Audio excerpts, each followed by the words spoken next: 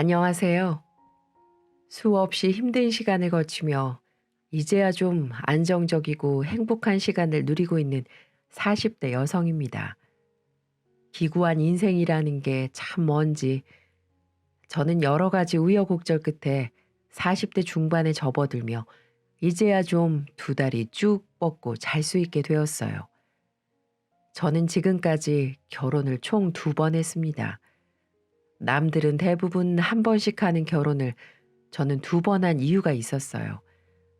물론 요즘은 이혼 한 번에 결혼 두 번쯤이야 흠도 아니라고 하지만 저한테는 첫 번째 결혼의 실패가 큰 상처가 되어 여전히 가슴 한켠에 남아 있습니다. 지금부터 그 이야기를 좀 해보려고 하는데요. 저는 동기들의 소개로 첫 번째 남편을 만나게 되었습니다. 저는 초등학교 교사, 남편은 중학교 교사로 일하고 있었고 주위 반응이 나쁘지 않아 그때부터 연락을 주고받기 시작했습니다. 그렇게 몇 번을 만나다 보니 지적이고 사람 됨됨이가 좋아 보여 그 사람에게 호감이 생기게 되었고 1년 정도 연애를 하다가 결혼까지 하게 되었습니다. 교사들끼리 결혼하는 케이스는 아주 흔하디 흔하기 때문에 저희 역시도 무난하게 결혼을 했어요. 양가 허락을 받을 때도 누구 하나 반대하지 않고 환영해 주었고 남편 쪽이나 저희 쪽에서도 합의를 잘 해서 집도 혼수도 둘이서 같이 마련해 신혼집을 예쁘게 잘 꾸릴 수 있었습니다. 그 뒤로 남은 건 떡두꺼비 같은 자식 낳아 그저 재롱 피우는 거 보며 행복하게 사는 일이라고만 생각했어요. 하지만 한 치 앞도 못 보는 게 사람 인생이라고 그때부터 저의 지옥 같은 인생이 시작된 거였어요. 초반 3년까지는 좋았습니다. 둘 다 20대 후반에 결혼을 해서 급하게 아이 가질 것은 없다고 생각하면서 1년 동안 시간을 보내다가 2년 차부터 본격적으로 임신을 위해서 노력하기 시작했어요. 근데 아이 가지는 게 남들이 하는 것처럼 쉬운 일이 아니더라고요. 결혼하고 나서 처음 6개월 정도 되었을 때는 시어머니가 저희를 불러서 이렇게 이야기를 하더군요. 얘들아, 너희 결혼하고 나서 신혼 즐기고 싶은 거야 잘 알지만 민식이가 귀한 3대 독자이니까 되도록 빨리 아이를 낳도록 해. 그래야 니네 아빠도 마음 편히 대이을 손주 보면서 노년 보내시지 않겠니? 알았어 엄마. 걱정하지 마. 우리 둘 다 아직 신체 건강한 아이들인데 계획 세워서 시도하면 바로 예쁜 아가 들어설 거니까 조금만 기다리고 있어요.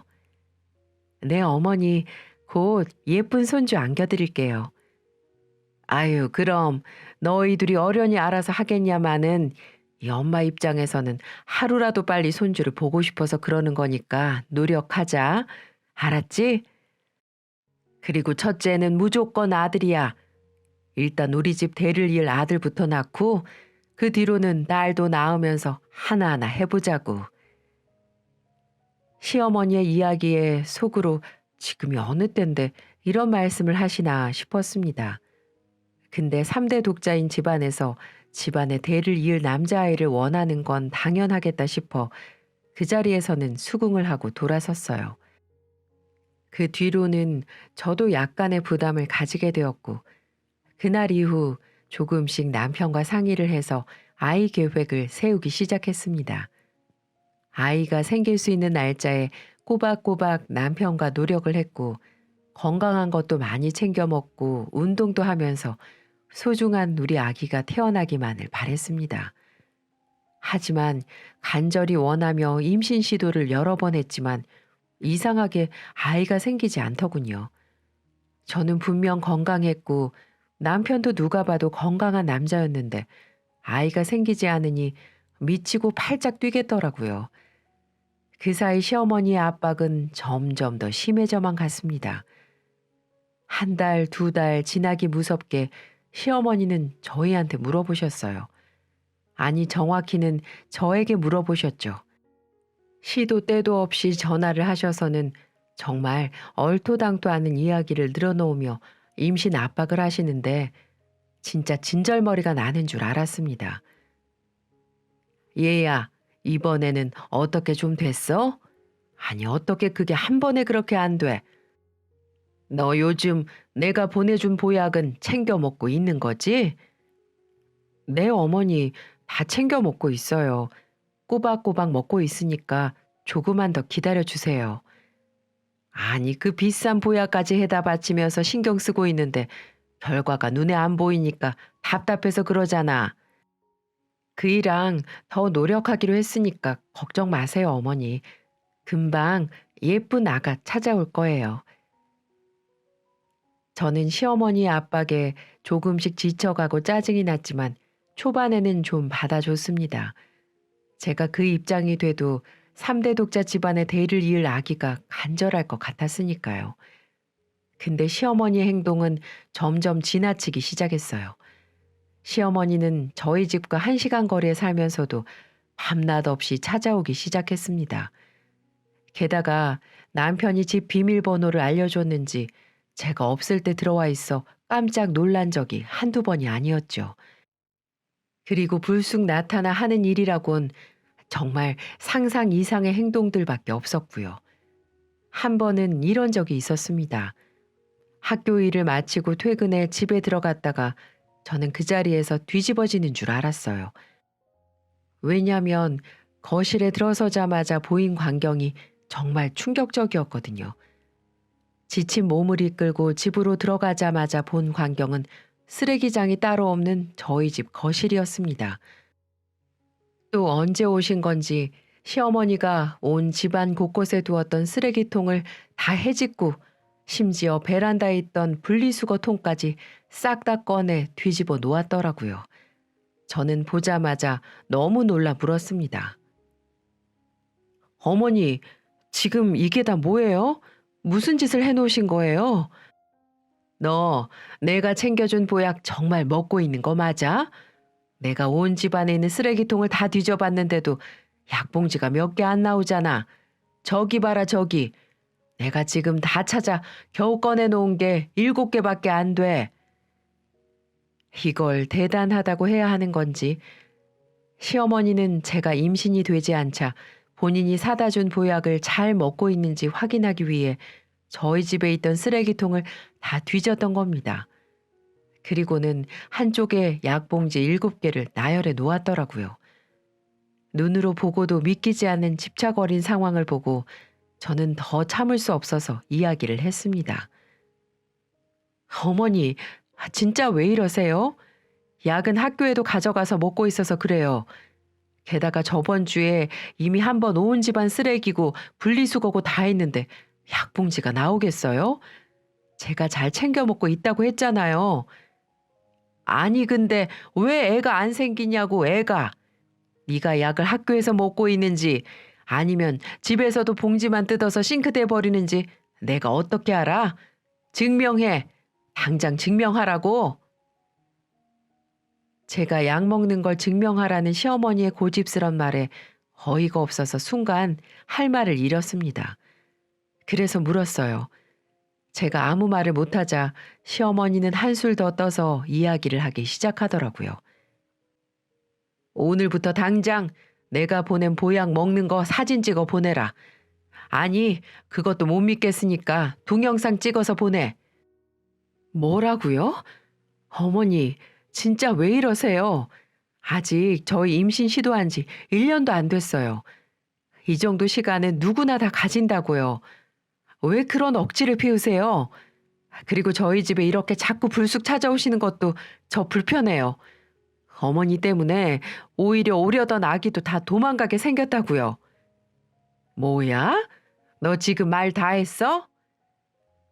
시어머니와의 언쟁이 높아질 때쯤 남편도 귀가를 했고 저희 둘이 싸우고 있는 소리가 밖에까지 들렸는지 헐레벌떡 문을 열고 저희 쪽으로 오는 게 느껴졌습니다. 엄마, 소영아, 뭐 하는 거야? 왜 이래?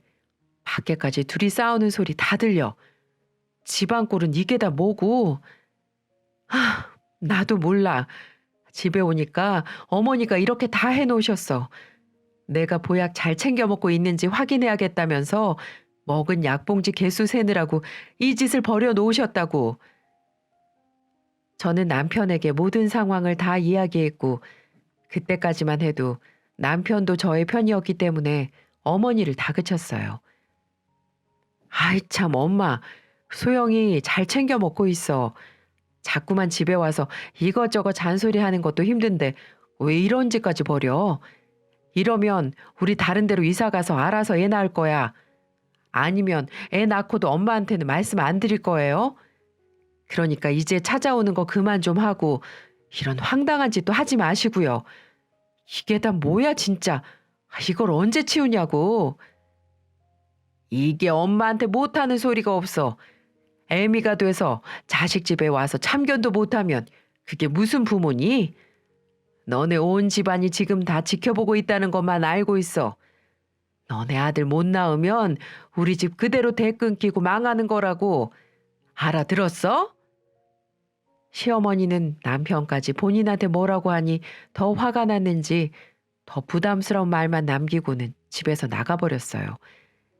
결혼 후 1년 정도밖에 안 된 저희에게는 너무나도 가혹한 시간이었습니다. 그래도 그때까지만 해도 저를 사랑한다고 생각했던 남편은 괜찮다고 저를 다독여 주었죠. 여보, 괜찮아. 우리 아직 젊어.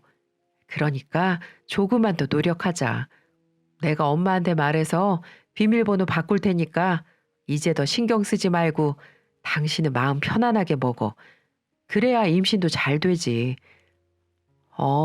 고마워 여보. 저를 다독여준 남편은 그 더러운 쓰레기장 같은 거실도 아무 말 없이 치우기 시작했어요. 저를 생각해주는 마음에 고마워 함께 치우며 남편을 생각해서라도 아기를 가지기 위해 더 노력해야겠다는 생각을 하게 되었죠. 하지만 그 이후로도 계속해서 임신은 되지 않았고 시어머니의 독촉이 계속되며 남편도 지치기 시작하는지 점점 변하기 시작했습니다. 결국 1년을 더 노력을 하다가 안 돼 주변에서도 병원을 가보라고 하기에 남편과 같이 산부인과를 찾게 되었어요. 떨리는 마음으로 저희들은 병원에서 검사를 했고 결과는 충격적이었습니다. 생각지도 못했던 난임의 이유는 바로 저의 난소 유착 때문이었어요. 평소 생리통이 좀 심하긴 했지만 남들도 다 겪는 정도였기 때문에 크게 생각하지 않았죠. 근데 이 모든 게 난소 유착 때문이었고 나팔관도 같이 막혀 있었기 때문에 임신이 되지 않았던 거였어요. 저는 너무나도 충격을 받고 그 자리에서 정말 하염없이 울게 되었죠. 하지만 희망이 있다면 수술까지 하고 시험관까지 하면 아기를 낳을 수도 있을 거라는 말을 해주어 저는 지푸라기라도 잡는 심정으로 그 희망에 기대 보려고 했어요. 하지만 그 희망은 저만 가진 거였더라고요. 옆에서 모든 걸 다 같이 들은 남편은 그날부터 태도가 바뀌기 시작했습니다. 남편의 태도는 산부인과에서 나오자마자 바뀌더군요. 정말 황당 그 자체였죠. 힘겨운 마음으로 산부인과에서 나와 남편에게 기대 쉬고 싶었던 저는 순간 들려온 남편의 말로 인해 그 자리에서 쓰러질 뻔했습니다. 나 지금 당신 보고 싶지 않으니까 집에는 따로 가자. 차는 내가 끌고 왔으니까 내가 다시 가지고 갈게. 당신은 택시를 타고 오든 버스를 타고 오든 알아서 해. 뭐라고? 당신 어떻게 말을 그렇게 해? 지금 누구보다 힘든 건 나 아니야? 위로는 못 해줄 망정 지금 이게 무슨 짓이야? 당신이야말로 뭘 모르는 소리 한다. 나는 지금 대가 끊기게 생겼어. 근데 뭐? 당신이 누구보다 힘든 상황이라고? 참네. 이렇게 이기적인 것도 마누라라고 내가 데리고 살았다. 더 할 말 없으니까 알아서 가. 남편은 곧바로 따져 물은 저에게 더 심한 말을 하고는 그 자리에서 떠나버렸어요. 정말 어이없으면서도 가슴이 사무치게 힘든 시간이었습니다. 내가 믿고 살았던 남편이 맞나 싶을 정도로 실망스러우면서도 미웠죠. 하지만 남편은 그 뒤로 멈추지 않고 미운 짓만 골라 해댔습니다. 남편이 따로 가자고 말하던 그 뒤로 저는 집에 도착을 했는데도 집에 없길래 어디 다른 데 가서 마음을 추스르고 있는 걸로 생각을 했어요. 근데 집에 간신히 들어와 옷도 벗지 못하고 울고 있는 저에게 대뜸 시어머니에게서 전화가 왔습니다. 울면서 정신이 제대로 차려져 있지 않은 상태에서 전화를 받은 저는 전화기 너머로 들려온 시어머니의 말에 더욱 세상이 무너지는 듯한 시간을 보내야 했어요. 이혼해라. 불임 원인이 다 너한테 있는 거였다면서?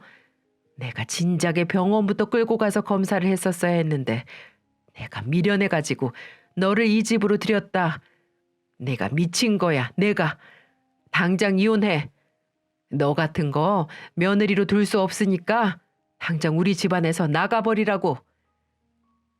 어쩜 두 모자가 이렇게나 이기적이고 똑같은지.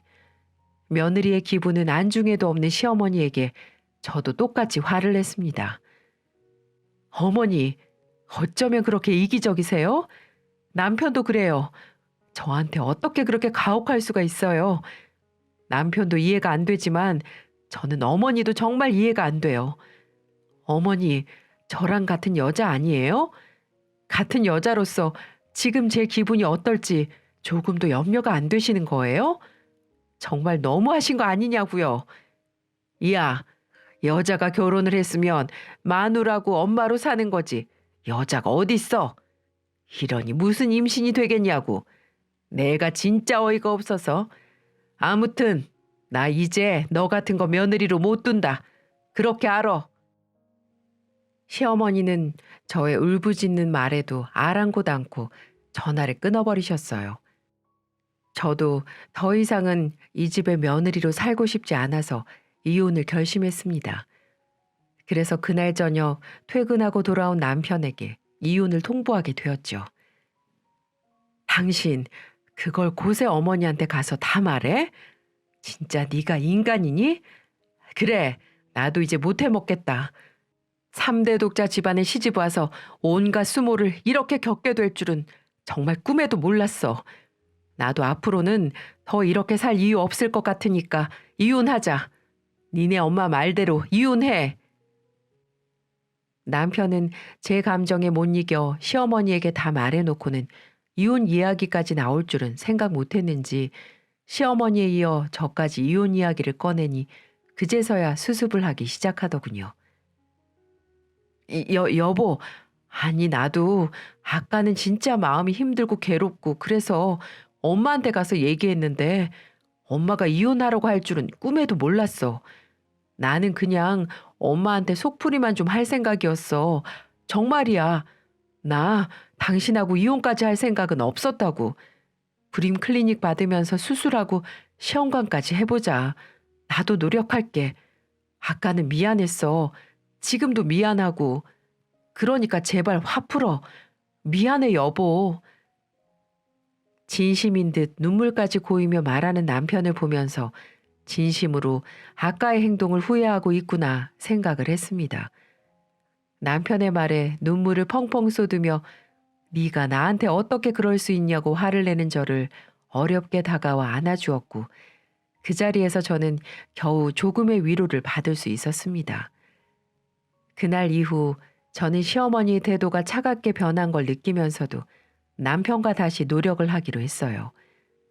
병원에 가서 수술 상담도 받고 여러 가지 힘든 노력이긴 했지만 저는 누구보다도 열심히 해보려고 마음을 먹었죠. 하지만 시어머니는 그 뒤에서 또 다른 노력을 하고 있었고 저는 그 노력에 완전히 KO패를 당하고 말았습니다.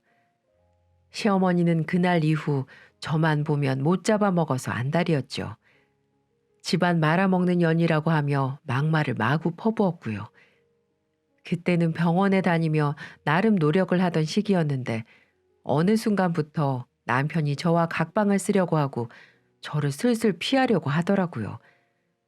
처음에는 학교 일이 피곤해서 그런가 보다 생각하고 말았는데 갈수록 병원에도 같이 안 가려고 하고 가정에도 소홀해지기 시작하더군요. 그런데 갑자기 남편이 변한 이유를 시모라는 사람 입에서 듣고 경악을 금치 못하게 됐습니다. 어느 날 집으로 연락도 없이 찾아왔더라고요. 에휴, 애도 못 낳고 여자도 아닌 주제에 너는 대체 언제 나가 떨어질 거니? 너 이제 이 집에서 환영하는 사람 아무도 없어. 그러니까 당장 나가란 말이야. 무슨 오기로 이혼도 안 하고 이렇게 버티는 건데? 어머니, 진짜 끝까지 너무하시네요. 지금 저희 병원 다니면서 노력하고 있다고 했잖아요. 우리 부부 일을 왜 중간에 나서서 일을 크게 만들려고 그러세요?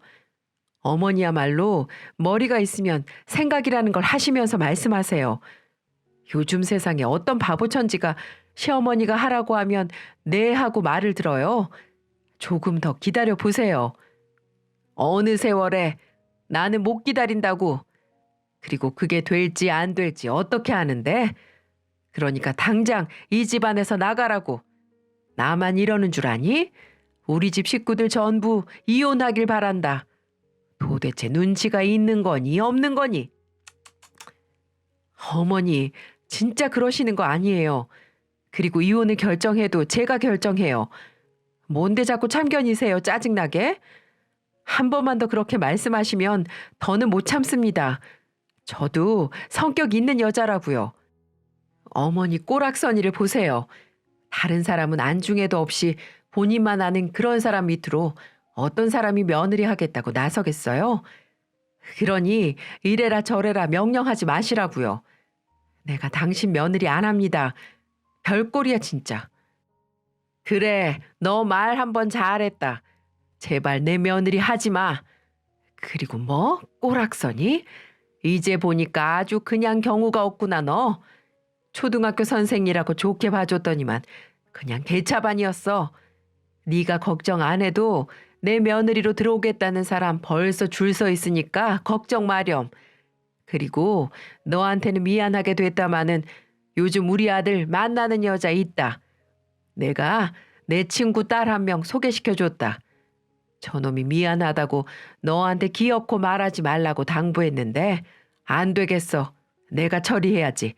이렇게 질질 끌었다가는 내가 속 터져서 못 살겠어. 네? 뭐라고요? 이 사람한테 여자가 생겼다고요? 그 순간 남편은 안절부절 어쩔 줄을 몰라 하더라고요. 표정을 보니 그 말이 사실인 듯 보였습니다. 이런 개 같은 경우가 어디 있나요? 남편 놈하고 이혼도 안 하고 뻔히 법적으로 남아있는데 자기 친구 딸을 소개해줬다니요. 남편은 갑자기 상황이 이렇게 되자 자포자기한 듯 제 얼굴을 똑바로 쳐다보지도 못하더군요. 그 모습을 보고 시모가 자세히 연설을 해주시더군요. 그래, 우리 친구 중에 이혼한 딸이 하나 있는데 이미 산부인과 가서 임신 기능 검사도 다 마쳤어. 걔는 아주 자국 나이까지 젊어서 애가 숨풍숨풍 잘 나올 거란다. 그러니까 제발 너는 좀 그냥 이혼해. 내 위자료는 넉넉히 챙겨주마. 시어머니는 본인 고집대로 모든 것을 저에게 다 말했습니다. 저는 너무 놀라 남편에게 물었어요. 당신, 지금 어머니 말이 다 사실이야? 정말 너 여자 생겼니? 그런 거야? 아, 진짜 엄마도 내가 알아서 잘 말한다니까. 나 지금 만나는 여자 있어. 나도 죄책감이 드는 건 사실이지만 우리 집안을 위해 어쩔 수가 없어. 그러니까 이혼해. 그게 서로에게 행복한 길이야. 뭐라고? 바람피고 이혼 요구한 게 행복한 길이라고? 너 진짜 내가 알던 그 사람 맞니? 왜 이렇게 쓰레기가 된 건데? 정말 소름 돋는다. 니네 엄마 때문에 이렇게 변한 거니? 그래, 이혼하자. 하지만 지금 너랑 옆에 아줌마 너, 지금 나한테 했던 행동들 그 말 분명 후회하게 될 거야. 여자가 한번 한을 품으면 어떻게 되는 줄 알지? 두고 봐 이것들아. 이 쓰레기 같은 자식들아. 저는 이렇게 말을 하고 남편의 뺨을 날려버렸습니다. 저의 갑작스런 행동에 두 사람 모두 얼빠진 표정을 짓더군요. 이혼을 하더라도 한 방 먹이고 끝내고 싶어서 제가 돌발 행동을 했던 겁니다. 그리고 저는 바로 그 집에서 더 있을 수 없어 뛰쳐나왔습니다. 그리고 다음 날부터 흥신소를 알아보고는 남편의 바람 현장을 하나하나 수집하기 시작했습니다.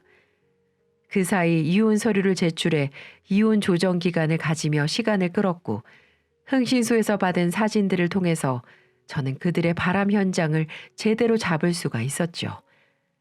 그들은 제가 증거를 보여줬는데도 모든 원인을 제게 돌리더군요. 불임을 속이고 결혼을 했다면서 저를 사기꾼으로 몰아갔습니다. 하지만 우리나라의 법은 그렇게 호락호락하지 않았어요.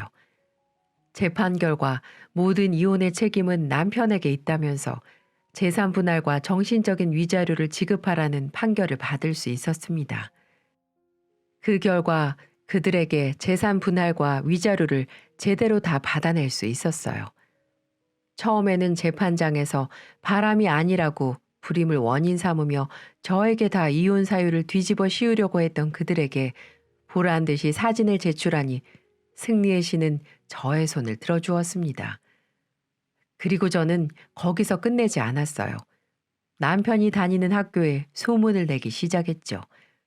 전단지를 만들어 학생들이 등교하는 시간에 맞춰 김땡땡 선생님 본처를 두고 바람 펴서 이혼했습니다. 그 본처는 충격으로 정신과 약을 먹고 있고요. 이래도 그 선생 밑에서 교육을 받으시겠습니까? 라고 말이죠. 물론 제가 전단지를 뿌리진 않았습니다. 알바를 고용해서 1시간에 3만 원을 주고 학교 정문에 뿌리라고 부탁을 했죠. 그랬더니 학교가 난리가 났습니다.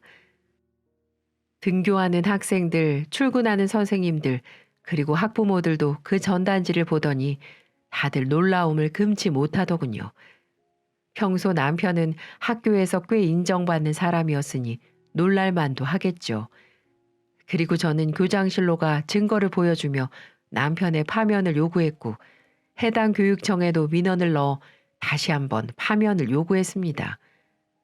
그 결과 남편 놈은 결국 파면이라는 중징계를 받을 수 있었고요. 파면이라는 말은 3년간 교사직이나 기타 공무원 진출이 불가능하고 연금도 삭감되기 때문에 남편에게는 그야말로 벼랑 끝에 내몰린 거나 마찬가지였죠. 남편이 다니는 학교는 국립이 아닌 사립학교였기 때문에 학교 이미지를 실추한 남편에게 중징계를 내린 듯 보였습니다. 그렇게 저는 남편에게 시원하게 사이다 복수를 하고 제 인생을 살게 되었죠. 이혼 후에는 남자든 결혼이든 전부 다 끔찍해서 오로지 교사 일에만 매진을 하고 있었습니다. 학교에서 어려운 업무들은 제가 다 도맡아 하며 승진해서 노년만 편하게 살자 하는 생각으로 승진 점수를 채우기 위해서 정말 열심히 지내고 있었죠. 하지만 제게 또 한 번의 시련이 찾아오게 되었습니다. 저를 언제나 응원해주고 사랑해주었던 저희 아빠가 돌아가시게 되었어요. 아빠가 이 세상에 없다고 생각을 하니 믿겨지지가 않았습니다. 지금이라도 아빠하고 부르면 달려와 줄 것만 같았습니다. 하지만 저는 현실을 인정할 수밖에 없었어요. 저는 엄마를 부여잡고 아빠를 좋은 곳으로 보내드리고 결정을 했습니다. 그리고 엄마와 저는 아빠 없는 세상에서 조금이라도 더 잘 살아보기 위해서 생전에 아빠가 부동산 투자로 남겨두셨던 재산과 사망보험금, 그리고 제가 모아놓은 돈, 부족한 돈은 대출을 껴서 지방에 3층짜리 건물을 하나 매입하기로 했습니다. 지방은 서울이나 수도권하고는 달리 건물 가격이 엄청나게 비싼 건 아니기 때문에 가능했죠. 엄마는 엄마 몫으로 가야 할 재산 대부분을 저한테 넘겨주면서 건물을 매입하는 걸 도와주셨고 저를 응원해 주셨습니다. 제가 낮에는 학교에 출근해야 되기 때문에 엄마가 건물 관리도 틈틈이 도와주셨고요. 나름 번화가 쪽에 있는 건물에 평수도 커서 병원과 약국, 커피숍이 들어서면서 건물 가치가 올라가고 수입이 좋은 편이었어요. 그걸로 저와 엄마는 돈 모으는 재미로 시간 가는 줄 모르고 한동안 살았네요. 그렇게 몇 년을 평화롭게 지내고 있던 중에 저는 다시는 보고 싶지 않은 얼굴을 또 한 번 마주쳐야 했습니다. 저는 건물 관리를 용역업체에 맡겨두었는데 청소 역시 용역업체에서 해주고 있는 걸 체크하며 세입자들이 편안하게 건물을 쓸 수 있게끔 해주고 있었어요. 그리고 한 번씩 저도 건물에 방문을 했었기 때문에 그날도 제 건물에 들렀다가 머리에 청소 두건을 쓰고 있는 한 사람을 보고는 깜짝 놀라고 말았습니다. 화장실에서 변기를 닦으며 열심히 청소하고 있는 사람은 바로 전 시어머니였어요. 시어머니도 저를 보더니 기겁을 하더군요. 니년이 여기 웬일이야? 여기 내과 왔니? 요즘 살만한가 보다. 얼굴이 아주 광이 나네, 광이 나. 아, 재수없어. 당신이 병원에 오든 일보러 오든 뭔 상관인데요? 그리고 저기 변기 더러운 거 안 보이세요? 거울에도 물때가 그대로 있잖아요. 청소 똑바로 안 하실래요? 네가 뭔 상관이야? 왜 내가 지금 이 모양 이 꼴이라 웃음니? 그냥 집에 있기 따분해서 운동 삼아 일하고 있다. 그러니 네 갈 길 가.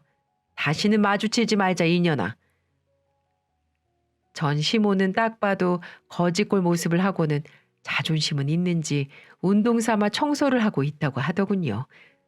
어이가 없어서 말을 했습니다. 운동 삼아 좋아하시네. 왜 당신 아들 학교에서 잘리니까 돈이 궁해졌수? 그리고 나 이 건물 건물주야. 그따위로 일할 거야? 당신 용역업체 안 되겠네. 못 써먹겠어. 인간 같지도 않은 사람 채용해서는 왜 기분을 상하게 하는 거야? 내일부터 저희 건물에 오실 필요 없어요. 그리고 지금 당장 여기서 나가세요. 뭐라고? 네 건물이라고? 제 말에 당황을 했는지 아무 말도 못하고 있던 시모는 몇 번이고 정말 건물주가 맞느냐고 물어보더니 땅을 치며 후회하는 표정을 짓더군요. 전 그 모습을 뒤로 하고 바로 용역업체에 전화해서 전 시모를 내 건물에 출근시키지 말라고 당부했습니다. 청소를 거지같이 해서 사람들한테 불평불만이 많이 들린다면서 말이죠. 그랬더니 그 청소업체 대표는 당장 자르겠다고 말하면서 제게 연신 죄송하다며 말을 했습니다. 결국 시모는 바로 다음 날 문자로 잘린 사실을 통보받았다고 했습니다. 얼마나 속이 시원하던지.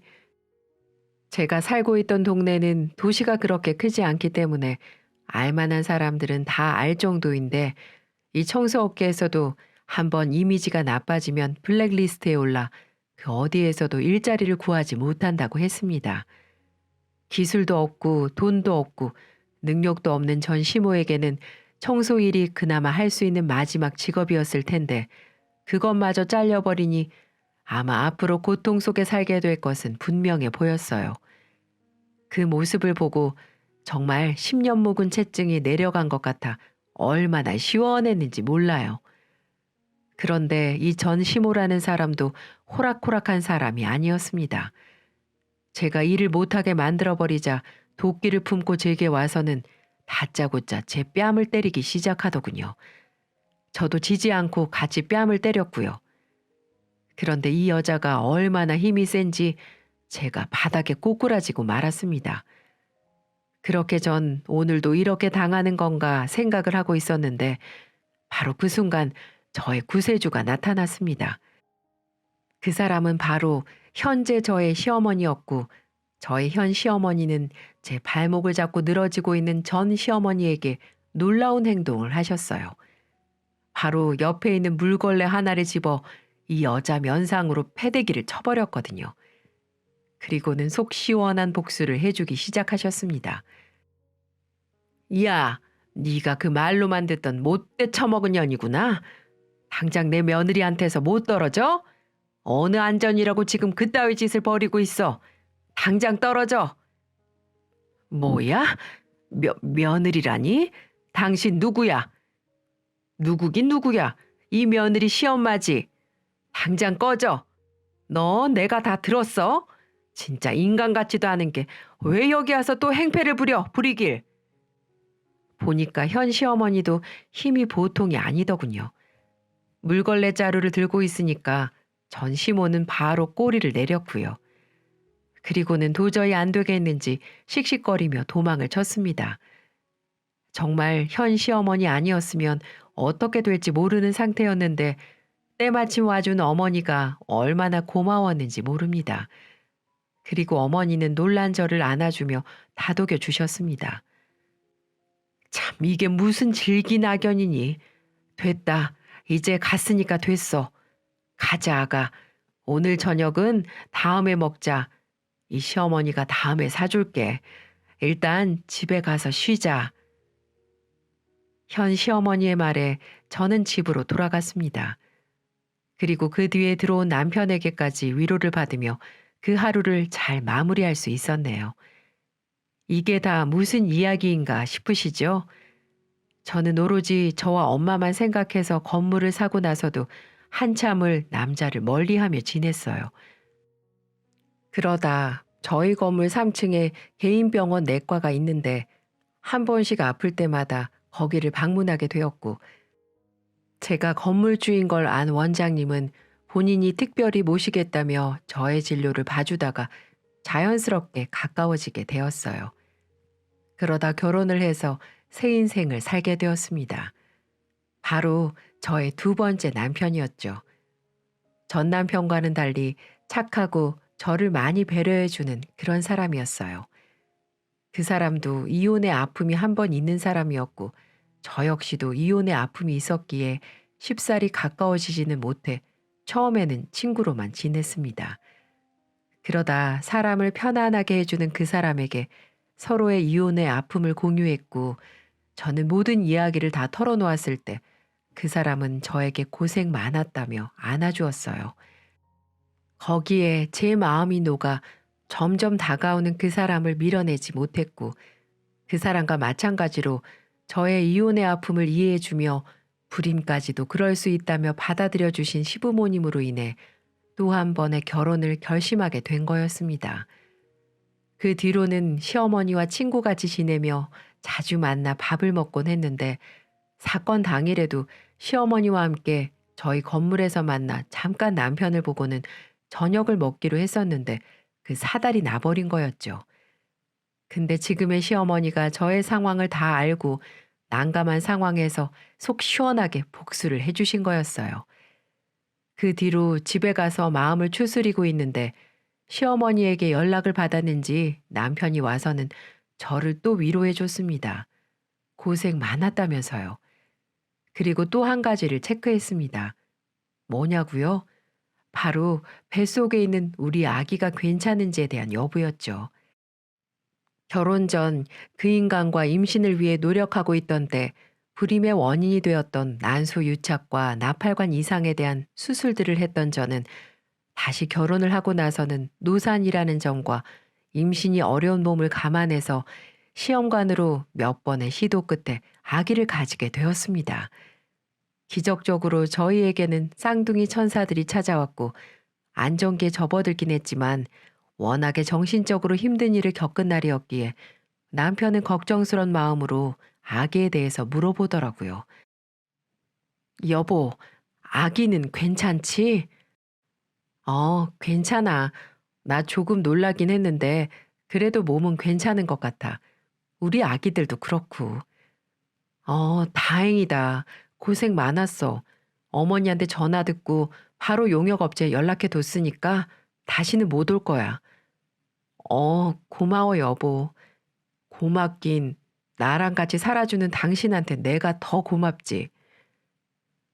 말도 예쁘게 해주는 남편으로 인해 저는 비로소 인생의 행복을 찾아가고 있습니다. 그리고 뱃속의 아기들이 잘 자라는 걸 보면서 이제야 내 인생도 피는구나 싶더라고요. 그리고 나중에 왜 시모가 그런 청소일을 하고 있는지 알게 됐어요. 저를 버리고 시모 친구 딸을 선택한 전 시모는 그 친구 딸년에게 사기를 당한 거였습니다. 그 여자는 외도로 인해 이혼을 당한 여자였는데 그 버릇 못 고치고 전 남편이 학교에서 잘리자 곧장 다른 남자를 만나 또 바람을 폈다고 했습니다. 그리고 전 시모에게 임신했다고 거짓말을 쳐 그 대가로 많은 돈을 요구했다고 하더군요. 정말 임신이 된 걸로 알았던 전시모는 있는 돈 없는 돈 짜고 짜서 그 여자 꾀임에 넘어가 줬다고 했는데 글쎄 그 여자는 돈을 받자마자 도망을 가버렸다고 했습니다. 손자 하나 보려다가 그 여자한테 뒤통수 세게 맞게 돼버린 거였죠. 결국 그 충격에 전 남편 놈은 폐인이 됐다고 했고 전시모는 그 여자한테 해준 대출금 갚느라 청소일을 시작했던 거였습니다. 그 소리 듣고 얼마나 웃기던지. 역시 옛말이 틀리지 않았어요. 죄를 지으면 언젠가는 그대로 돌아온다는 말이 정말 실감이 나더군요. 그걸 마지막으로 저는 전시모와의 질긴 인연을 끝낼 수가 있었네요. 참 사람 인생이라는 건 정말 어떻게 될지 모르는 것 같습니다. 우리는 나이가 들면서 변하는 게 아니다. 보다 자기다워지는 것이다. 이런 말이 있습니다. 저는 나이가 들면서 점점 더 좋은 제가 되기를 바라고 있어요. 그래서 저의 아픔을 보듬어준 남편에게도 우리 아가에게도 또 저희 양가 부모님에게도 좋은 아내, 좋은 엄마, 좋은 자식이 되고 싶습니다. 여러분에게도 주변의 아픔을 치유해주고 감싸줄 수 있는 좋은 인연이 나타나기를 바랄게요. 저의 사연 들어주셔서 감사합니다.